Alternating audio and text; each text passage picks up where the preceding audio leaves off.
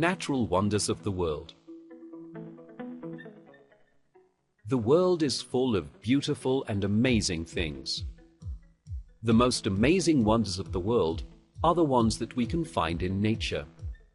Let's look at two examples.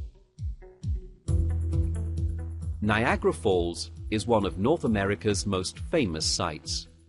It lies between the US and Canada. The largest part of the falls is Horseshoe Falls on the Canadian side. Niagara Falls is the second largest falls in the world, after Victoria Falls in Africa. In 1901, a brave tourist called Annie Taylor was the first to cross the Niagara Falls.